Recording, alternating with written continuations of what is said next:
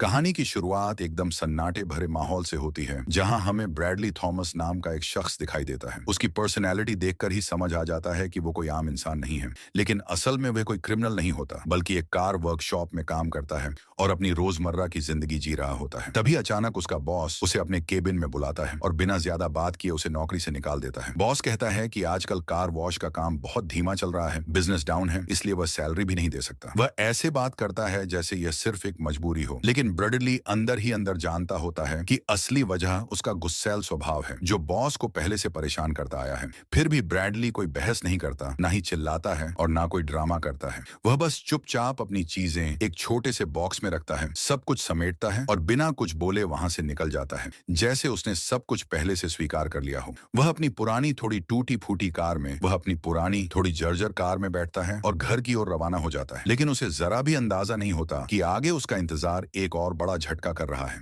जैसे ही वह घर के ड्राइववे में पहुंचता है, उसकी नजर अपनी पत्नी लोरेन पर पड़ती है, जो कार के अंदर बैठकर किसी से फोन पर बात कर रही होती है। उस एक ही पल में ब्रैडली के दिमाग में कई तरह के शक और ख्याल दौड़ने लगते हैं और उसे यकीन होने लगता है कि लोरेन का किसी और के साथ अफेयर चल रहा है। यही वो क्षण होता है जब उसके अंदर सालों से दबा हुआ गुस्सा अचानक बाहर आ जाता है, जैसे कोई ज्वालामुखी लंबे समय बाद फट पड़ा हो। ब्रैडली कुछ नहीं कहता, बस इशारे से लोरेन को घर के अंदर जाने के लिए कह देता है और जैसे ही वह अंदर चली जाती है, ब्रैडली का पूरा कंट्रोल खत्म हो जाता है। इसके बाद जो दृश्य सामने आता है वह काफी डरावना है। ब्रैडली अपने ही हाथों से अपनी कार को तोड़ना शुरू कर देता है। वह गुस्से में इतना जोर से हेडलाइट्स पर मुक्का मारता है कि वे चकनाचूर हो जाती हैं। फिर वह साइड मिरर को उखाड़ फेंकता है और यहाँ तक कि कार के बोनट को भी अपने हाथों से ऐसे मरोड़ देता है जैसे वह कोई लोहे का हिस्सा नहीं बल्कि कागज हो। यह सिर्फ गुस्सा नहीं था, बल्कि उसके अंदर भरा हुआ वो दर्द था जिसे उसने सालों से दबा कर रखा था। वह दर्द जो उसकी जिंदगी के हर गलत फैसले और हर मुश्किल मोड़ के साथ और गहरा होता गया था। यह उस इंसान की हालत थी जिसने अपनी जिंदगी को सही रास्ते पर लाने के लिए बहुत कुछ छोड़ दिया था, लेकिन बदले में उसे सिर्फ तकलीफ ही मिली। जब उसका गुस्सा धीरे धीरे शांत होने लगता है, तो वह घर के अंदर जाता है और लोरेन से बात करता है। यहाँ पता चलता है कि दोनों का रिश्ता पहले से ही एक बहुत नाजुक दौर से गुजर रहा था। लोरेन का हाल ही में मिसकैरेज हुआ था, जिससे वह मानसिक रूप से पूरी तरह टूट चुकी थी, और दूसरी तरफ ब्रैडली भी अपने काम और तनाव के कारण उसे समय नहीं दे पा रहा था। दोनों के बीच दूरी लगातार बढ़ती जा रही थी और आज की घटना ने उस दूरी को और भी ज्यादा गहरा कर दिया। लेकिन इस बार दोनों खुलकर बात करते हैं, अपनी अपनी गलतियों को स्वीकार करते हैं और ब्रैडली एक बड़ा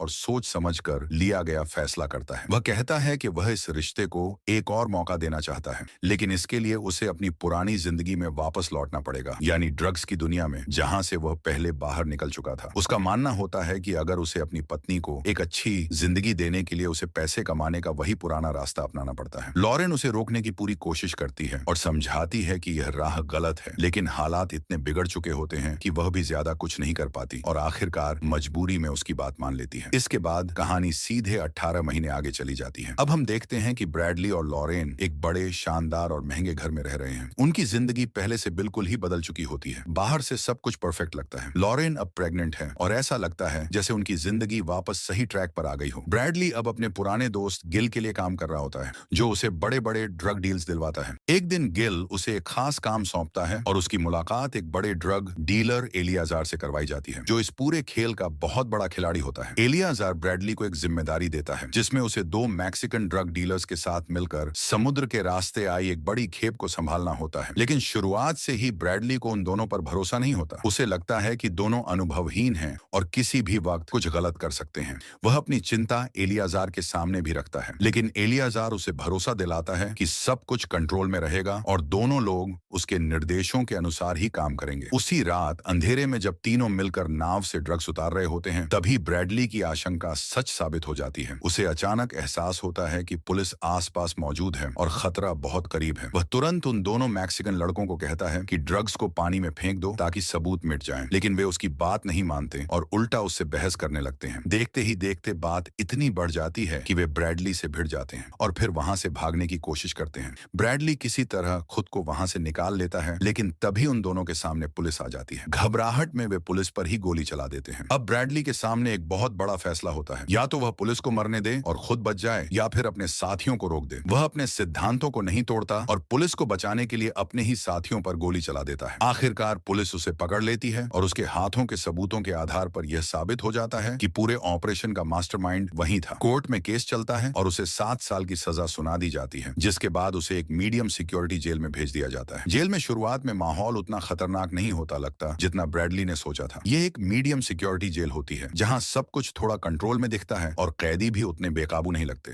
ब्रैडली यहाँ सिर्फ एक ही सोच के साथ रहता है कि उसे किसी तरह चुपचाप अपनी सजा पूरी करनी है और वापस अपनी पत्नी लोरेन के पास लौटना है। वह किसी से झगड़ा नहीं करता, किसी गैंग में शामिल नहीं होता, बस अपना काम करता है और हर दिन गिनता रहता है कि यह वक्त कब खत्म होगा। उसके अंदर का गुस्सा जैसे उसने फिर से कहीं दबा दिया हो, क्योंकि अब उसके पास खोने के लिए बहुत कुछ था, लेकिन यह सुकून ज्यादा देर टिकता नहीं है। कुछ ही दिनों बाद एक रहस्यमयी आदमी उससे मिलने आता है। उसका चेहरा पूरी तरह ठंडा और भावनाहीन होता है। वह खुद को प्लेंसिड मैन बताता है। जैसे ही वह बैठता है, बिना किसी घुमाव के सीधे मुद्दे पर आ जाता है और ब्रैडली को ऐसी बात बताता है जो उसकी पूरी दुनिया हिला देती है। वह कहता है कि जिन लोगों का नुकसान ब्रैडली ने उस ड्रग डील वाले दिन किया था, उन्होंने उसकी पत्नी लॉरेन को किडनैप कर लिया है। पहले तो ब्रैडली को इस बात पर यकीन नहीं होता, लेकिन प्लेंसिड मैन तुरंत अपने फोन पर एक वीडियो चला देता है। उस वीडियो में लॉरेन दिखाई देती है, डरी हुई, रोती हुई, मदद की गुहार लगाती हुई। उसके चेहरे से साफ पता चलता है कि वह कितनी बड़ी मुसीबत में फंसी है। यह देखते ही ब्रैडली के चेहरे का रंग उड़ जाता है। वह कुछ बोल नहीं पाता, लेकिन उसकी आंखों में डर और बेचैनी साफ झलकने लगती है। इसके बाद प्लेंसिड मैन उसे एक और बड़ा झटका देता है। वह कहता है कि उनके पास एक डॉक्टर पहले से तैयार है जो जबरदस्ती लॉरेन का अबॉर्शन कर देगा, यानी उसके पेट में जो बच्चा है उसे खत्म कर दिया जाएगा अगर ब्रैडली ने उनकी बात नहीं मानी। यह सुनकर ब्रैडली के अंदर जैसे सब कुछ टूट जाता है। अब यह सिर्फ उसकी पत्नी की बात नहीं रह जाती, ये उसके बच्चे की जिंदगी का सवाल बन जाता है। अब प्लेंसिड मैन धीरे धीरे अपना पूरा प्लान समझाता है।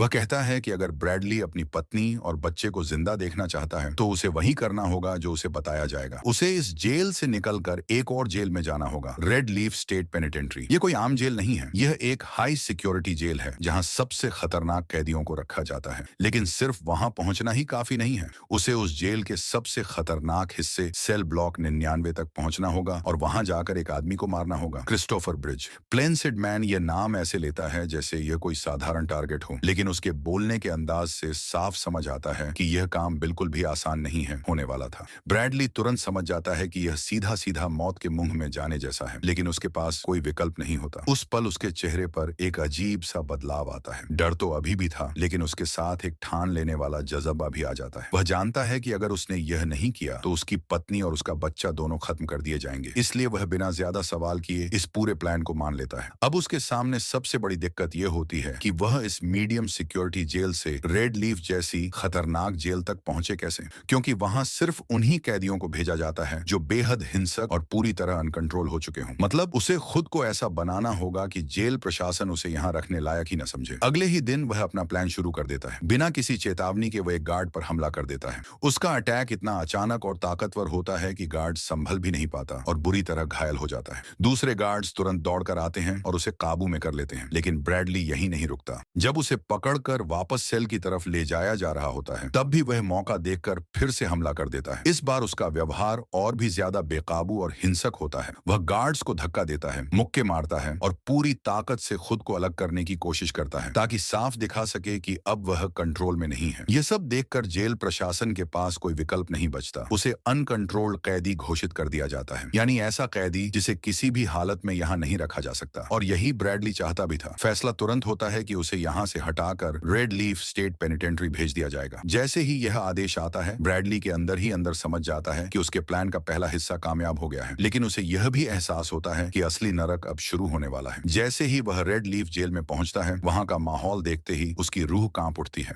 हर तरफ एक भारी डर और सख्ती महसूस होती है। जैसे ही ब्रैडली उस नई जेल की दहलीज पर कदम रखता है, उसे समझ आ जाता है कि पिछली जेल इसके सामने एक 5 स्टार होटल जैसी थी। वहां का वार्डन टगन उससे मिलता है और उसका रवैया ही बता देता है कि वह ब्रैडली को इंसान नहीं बल्कि एक जानवर की तरह ट्रीट कर रहा है। उसकी पूरी तलाशी ली जाती है, उसे जानबूझकर अपमानित किया जाता है। वार्डन उसे साफ शब्दों में चेतावनी देता है कि यहाँ सिर्फ उसका कानून चलता है और अगर ब्रैडली ने जरा भी होशियारी दिखाने की कोशिश की तो उसे ऐसी जगह फेंक दिया जाएगा जहां सूरज की रोशनी तक नहीं पहुंचती। इसके बाद ब्रैडली को एक गंदी बदबूदार और सीलन से भरी सेल में डाल दिया जाता है। लेकिन इस बार भी उसका ध्यान इन सब चीजों पर नहीं जाता। उसके दिमाग में सिर्फ एक ही बात घूम रही होती है, किसी भी हाल में उसे सेल ब्लॉक 99 तक पहुंचना है। रेड लीफ स्टेट पेनिटेंट्री के अंदर आते ही ब्रैडली को बहुत जल्दी समझ आ जाता है कि यहाँ जिंदा रहना ही अपने आप में एक जंग है। उसे जिस सेल में रखा जाता है उसकी हालत देखकर ही किसी का भी मन टूट जाए। वहां न कोई ठीक से सोने की जगह है, बस एक पुराना, गंदा और घिसा हुआ गद्दा पड़ा होता है जिस पर लेटना भी मुश्किल लगता है। फर्श पर जगह जगह गंदगी फैली होती है, छोटे छोटे कांच के टुकड़े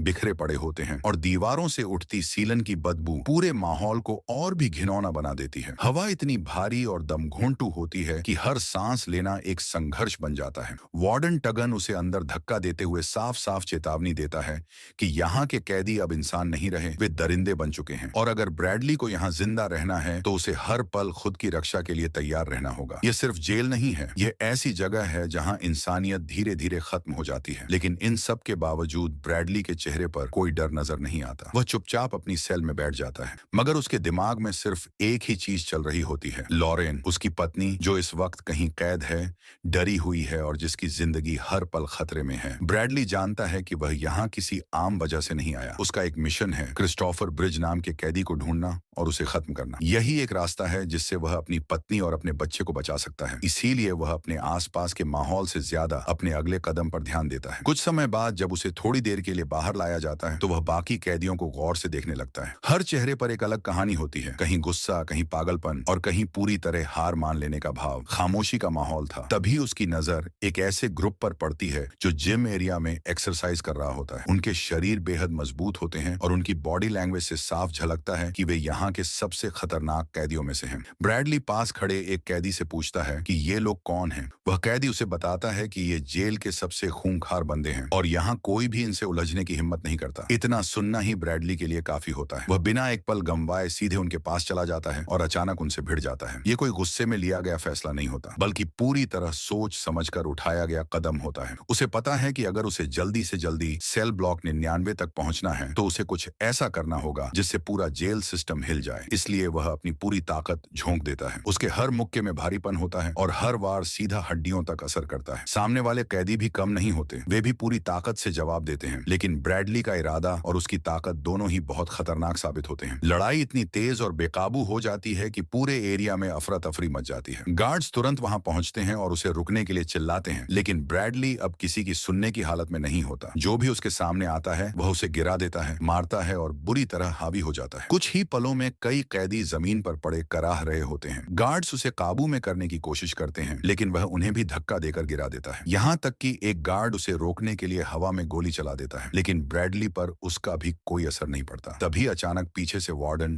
टगन आता है और बिना देर किए अपनी बंदूक ब्रैडली के सिर पर तान देता है। इस बार ब्रैडली रुक जाता है। गार्ड्स उसे पकड़ लेते हैं और अब वह पूरी तरह उनके कंट्रोल में होता है। लेकिन उसके चेहरे पर अब भी डर नहीं होता, बल्कि एक अजीब सी शांति होती है, जैसे उसने जो चाहा था वो हासिल कर लिया हो। इसके बाद टगन उसे घसीटते हुए एक भारी लोहे के दरवाजे की तरफ ले जाता है। वह दरवाजा ऐसा लगता है जैसे किसी अंधेरी दुनिया का प्रवेश द्वार हो। जैसे ही वह दरवाजा खुलता है, अंदर से ठंडी और सड़ी हुई हवा का झोंका बाहर आता है। यही वह जगह होती है, सेल ब्लॉक 99। एक ऐसी जगह जहां जाना मतलब है कि वापसी लगभग नामुमकिन है। अंदर ले जाकर वार्डन टगन उसे सबक सिखाने के लिए एक स्टन बेल्ट पहनाता है। ये कोई साधारण बेल्ट नहीं होती, इसमें इलेक्ट्रिक शॉक सिस्टम लगा होता है जिसे बाहर से कंट्रोल किया जा सकता है। जैसे ही वार्डन बटन दबाता है, ब्रैडली के पूरे शरीर में तेज करंट उसके शरीर में दौड़ जाता है। उसका पूरा शरीर अकड़ जाता है और वह दर्द से जमीन पर गिरकर तड़प उठता है। हर झटका इतना भयानक होता है कि किसी भी इंसान का हौसला वहीं टूट जाए। लेकिन यहाँ भी ब्रैडली अलग ही साबित होता है। दर्द उसे महसूस जरूर होता है, लेकिन उसकी आंखों में डर नहीं आता। उसके अंदर जो जिद और मकसद है वह हर झटके के साथ और मजबूत होता जाता है। वह जानता है कि ये सब सहना जरूरी है, क्योंकि यही उस रास्ते का हिस्सा है जो उसे उसकी पत्नी तक वापस ले जाएगा। आखिर में वार्डन उसे जोर से धक्का देकर अंदर बंद कर देता है और ठंडी आवाज में कहता है, सेल ब्लॉक 99 में स्वागत है। यहाँ से सिर्फ लाशें बाहर जाती हैं। ये शब्द वहाँ की पूरी सच्चाई को साफ कर देते हैं। अब ब्रैडली उस अंधेरे सीलन भरे गलियारे में अकेला खड़ा होता है। चारों तरफ गहरा सन्नाटा होता है, लेकिन उस सन्नाटे के अंदर छिपा खतरा साफ महसूस किया जा सकता है। उसके पास न कोई हथियार है, न कोई साथी, सिर्फ उसकी अपनी ताकत, उसका दिमाग और वो जिद जिसने उसे यहाँ तक पहुंचाया है। वह धीरे धीरे अपनी सेल के अंदर जाता है, बैठता है और अंधेरे में घूरते हुए बस एक ही सवाल सोचता है, अब आगे क्या। लेकिन धीरे धीरे उसके आसपास पास की चीजें कुछ और ही कहानी बताने लगती हैं। पास की सेल्स से आने वाली फुसफुसाहटें, कैदियों की अजीब हरकतें और गार्ड्स का व्यवहार, सब कुछ इस बात का इशारा कर रहा होता है कि यहाँ कुछ बहुत गलत है। यहाँ चीजें वैसी नहीं है जैसी उसे बताई गई थी। कुछ देर बाद गार्ड्स उसकी सेल का दरवाजा खोलते हैं और उसे बाहर आने का आदेश देते हैं। उसे पूरी तरह जंजीरों में जकड़ दिया जाता है, हाथ पैर कमर सब कुछ कसकर बांध दिया जाता है ताकि वह हिल भी न सके। फिर उसे एक गुप्त कमरे की तरफ ले जाया जाता है जहाँ का माहौल और भी ज्यादा डरावना होता है।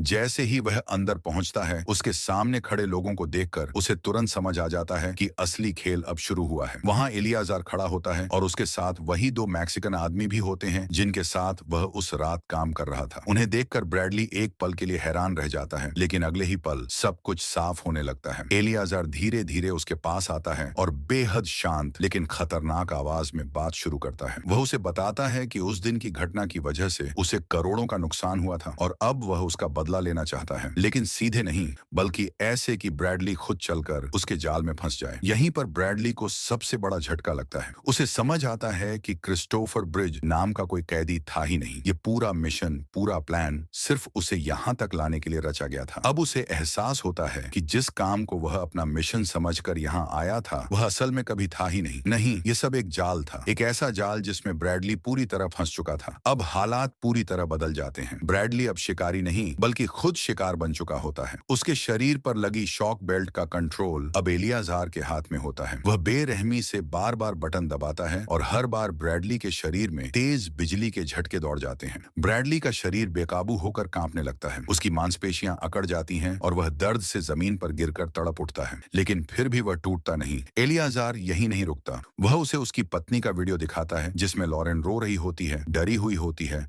और मदद की भीख मांग रही होती है। यह सब देखकर ब्रैडली के अंदर का दर्द और भी गहरा हो जाता है, लेकिन उसके साथ उसका गुस्सा और इरादा भी और मजबूत हो जाता है। इसके बाद एलियाजार और उसके लोग उसे बुरी तरह पीटना शुरू कर देते हैं। उसे जमीन पर गिराया जाता है, उसके चेहरे पर लातें मारी जाती हैं और उसके शरीर पर लगातार वार किए जाते हैं। हर वार उसे और कमजोर करता है, लेकिन उसका हौसला नहीं टूटता। वह हर दर्द को सहता है क्योंकि उसे पता है कि अगर वह यहाँ हार गया तो बाहर उसकी पत्नी और बच्चा दोनों नहीं बचेंगे। इसके बाद उसे वापस उसकी सेल में फेंक दिया जाता है, लेकिन वहां भी उसे राहत नहीं मिलती। उसे लगातार शॉक दिए जाते रहते हैं, जिससे साफ हो जाता है कि एलियाजार अभी भी उसे तोड़ना चाहता है। काफी देर तक ये सब चलता रहता है और फिर अचानक सब शांत हो जाता है। इसी बीच ब्रैडली की नजर अपने जूते पर जाती है और उसके दिमाग में एक प्लान बनता है। वह धीरे धीरे अपने जूते की सोल निकालता है और उसे शॉक बेल्ट के सेंसर पर लगा देता है, जिससे बेल्ट काम करना बंद कर देती है। ये एक छोटा सा कदम होता है, लेकिन यहीं से उसकी उम्मीद फिर से जिंदा हो जाती है। अगली बार जब गार्ड्स उसे लेने आते हैं तो वह फिर से झटके लगने का नाटक करता है। गार्ड्स उसे देखकर हंसते हैं, उन्हें लगता है कि वह पूरी तरह टूट चुका है,